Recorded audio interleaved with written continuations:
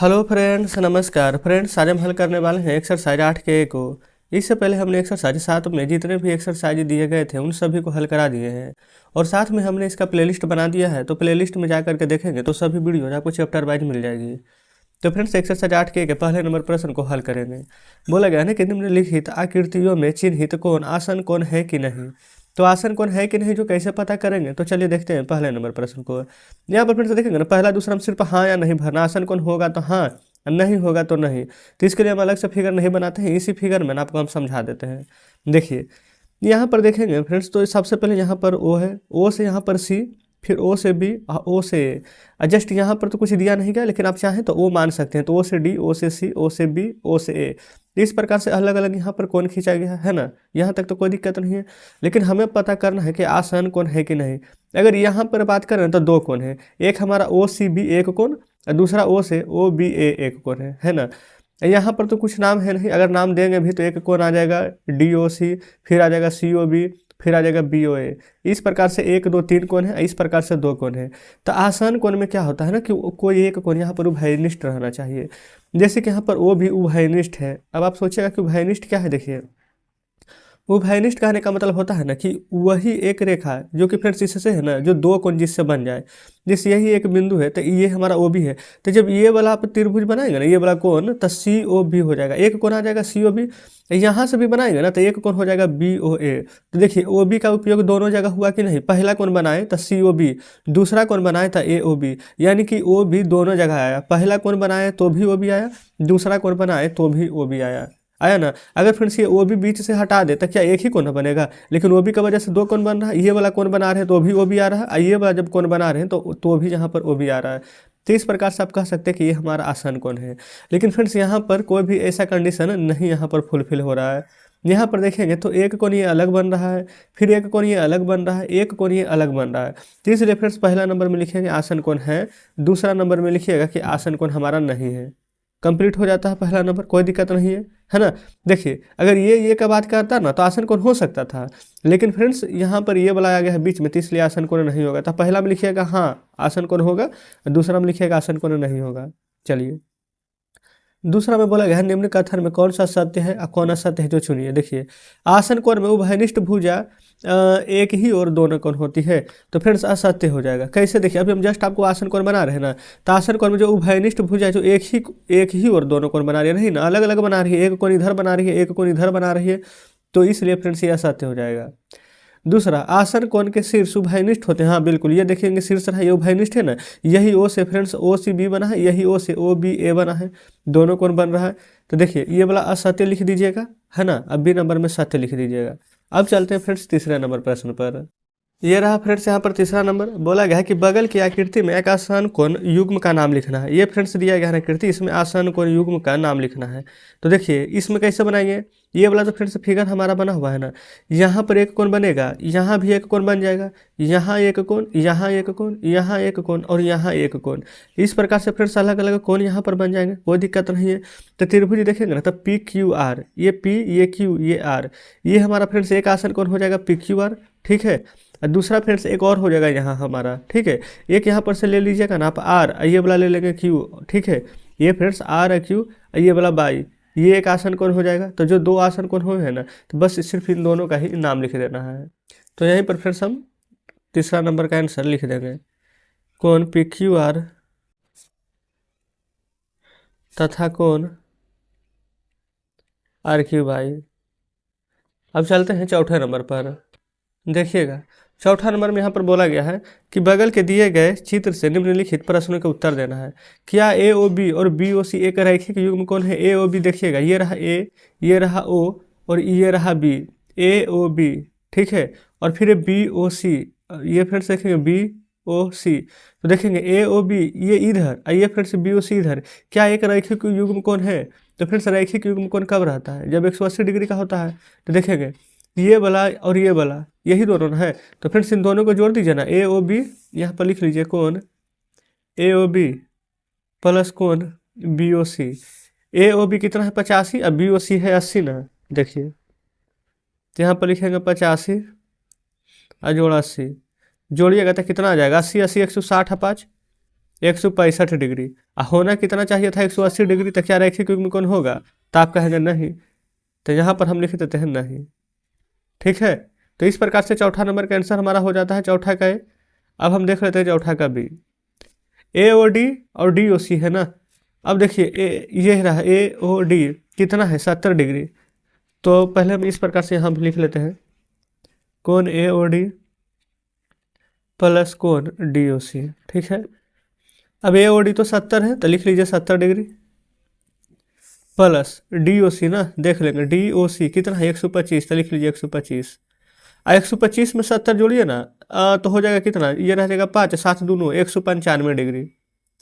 तो फ्रेंड्स 195 आ गया 180 से ज़्यादा, तो क्या ये वाला भी हो जाएगा आसन कोण? क्या बोला गया था यहाँ पर चुनने के लिए, रैखिक युग्म कोण था? नहीं। तो फ्रेंड्स ये भी नहीं होगा, ये भी नहीं होगा, यानी कि ए और बी दोनों में से कोई भी यहाँ पर नहीं होगा। ठीक है, दोनों नहीं है। तो जस्ट इस प्रकार से फ्रेंड्स चौथा का ए और बी हमारा यहाँ पर सॉल्व हो जाता है। ठीक है, कोई दिक्कत नहीं है। चलिए पाँचवें पर देखेंगे। पाँचवा में यहाँ पर बोला गया ना, क्या रैखिक कोण युग्म कोणों का योग 180 डिग्री से अधिक होता? नहीं। अगर 180 डिग्री से अधिक रहता तो ये भी तो रैखिक युग्म होता। हम क्या बोले थे, 180 डिग्री का ही होता, ना कम ना ज़्यादा। तो पाँचवा नंबर का भी आंसर लिख देंगे नहीं। छठा में आइए। छठा बोला गया है, यदि रैखिक कोण युग्म के एक कोण का मान 45 डिग्री होगा तो दूसरा कोण का मान क्या होगा? कितना आसान है। देखिए रैखिक कोण का मान होता है 180 डिग्री होता है ना, तो दूसरा कोण का मान कितना हो जाएगा? देखिए एक कोण दिया जाएगा तो दूसरा नहीं निकाल लेंगे, लिखेंगे दूसरे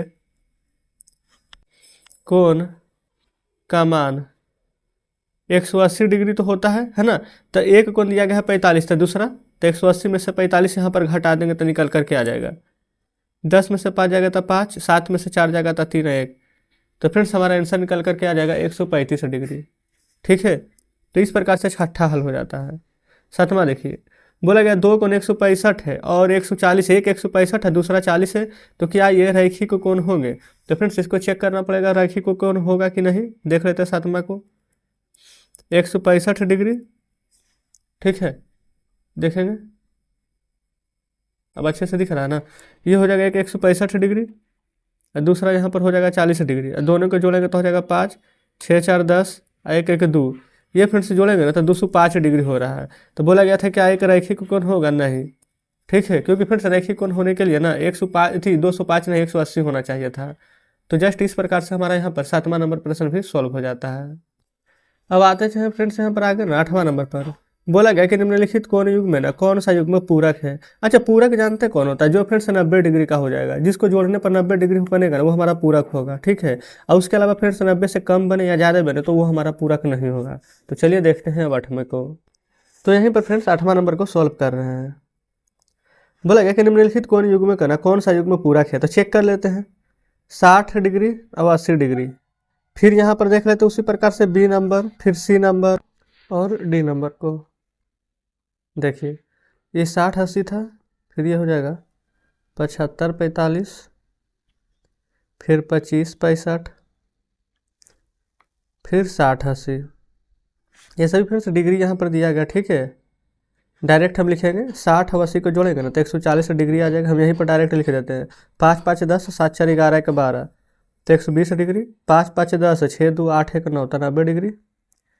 8 6 डायरेक्ट हो जाएगा 14 140 डिग्री। ठीक है, अब फ्रेंड्स हम आपको क्या बताए थे, पूरक को निकालते हैं ना तो जो 90 डिग्री का रहता है वही पूरक होता है। तो इसमें 90 डिग्री किस में आया है? तो आप कहेंगे ऑप्शन नंबर सी में। तो इस पर जस्ट आपको टिक मार देना है। तो इस प्रकार से हमारा 8वां नंबर प्रश्न सॉल्व हो जाता है। ठीक है, कोई दिक्कत नहीं है। चलिए अब फ्रेंड्स यहाँ पर देखेंगे 9वें नंबर को। 9वां में बोला गया है ना कि एक कोण अपना ही पूरक है, तो उस कोण का डिग्री माप क्या है? एक कोण है ना अपना ही पूरक है। तो देखिए सबसे पहले फ्रेंड्स तो आपको इतना पता होना चाहिए पूरक कोण 90 डिग्री का होता है। ठीक है, तो मान लेते हैं कि जो पूरक कोण है ना वो x है। तो चलिए यहाँ पर पूरा लिख लेते हैं। माना कि कोण बराबर में x। ठीक है, अब प्रश्न में बोल रहा है ना कि अपना ही पूरक है, यानी कि एक तो हम x माने हैं, एक अपना ही पूरक यानी x प्लस x। अब पूरक कौन होता है 90 डिग्री का, तो 90 डिग्री x x हो जाएगा 2x बराबर 90 डिग्री। ठीक है, अब यहाँ पर 2 बार x है तो x बराबर क्या हो जाएगा 90/2, और 2 से 90 कट जाएगा 45 बार में। तो x का मान कितना आ गया है 45 डिग्री। तो अपना ही पूरक है, तो यानी कि आंसर कितना आ जाएगा 45 डिग्री। तो जस्ट इस प्रकार से फ्रेंड्स यहाँ पर 9 नंबर प्रश्न हमारा सॉल्व हो गया है। कोई दिक्कत है? आप कहेंगे बिल्कुल भी नहीं। चलिए अब यहाँ पर 10वां में बोला गया है ना कि क्या पूरक कोण युग्म को रैखिक कोण युग्म होना आवश्यक है। यानी कि जो पूरक कोण हमारा होता है ना उसका रैखिक, यहाँ पर उसका रैखिक कोण युग्म होना आवश्यक है कि नहीं, जो बताइए। तो बिल्कुल भी नहीं, क्योंकि देखेंगे यहाँ पर 10वां नंबर, अगर फ्रेंड्स पूरक कोण बनाएंगे ना, जैसे कि मान लेते हैं कि हमारा एक 40 डिग्री का है, ठीक है। इसी प्रकार से मान लेते हैं कि कोई हमारा यहाँ पर ये 50 डिग्री का है, ठीक है। फिर इसी प्रकार से मान लेते हैं इस प्रकार से ये हमारा 180 डिग्री का होता है, ठीक है। अच्छा 180 डिग्री होगा, तो अगर ये वाला 120 डिग्री होगा तो ये 60 डिग्री हो जाएगा, ठीक है। जस्ट हम ऐसे एग्जाम्पल के लिए बता रहे हैं, ठीक है ना। तो यहाँ पर क्या बोला गया था, क्या पूरक कोण युग्म रैखिक कोण का होना आवश्यक है।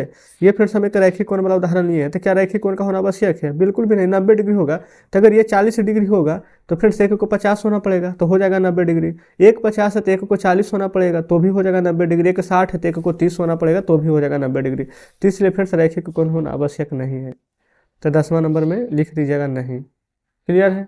तो इस प्रकार से फ्रेंड्स यहाँ पर 10 नंबर प्रश्न हमारा सॉल्व हो गया है। तो हम फ्रेंड्स यहाँ पर क्या करते हैं ना, 10 नंबर तक ही प्रश्न को रहने देते हैं। बाकी के जितने भी प्रश्न यहाँ पर हैं आगे, उसको फ्रेंड्स हम कल के वीडियो में यहाँ पर सॉल्व कर लेंगे, ठीक है। तो कमेंट बॉक्स में जरूर से बताएंगे फ्रेंड्स कि आज का सेशन आपको कैसा लगा। वीडियो अच्छा लगा हो तो वीडियो को लाइक और चैनल को सब्सक्राइब जरूर से कर दीजिएगा। तो 8 का आएगा फ्रेंड्स, 10 नंबर प्रश्न तक हमने हल कर लिया, बाकी बचे हुए प्रश्न को कल सॉल्व करेंगे। तो चलिए ठीक है, मिलते हैं हम आपसे कल बचे हुए प्रश्नों के साथ।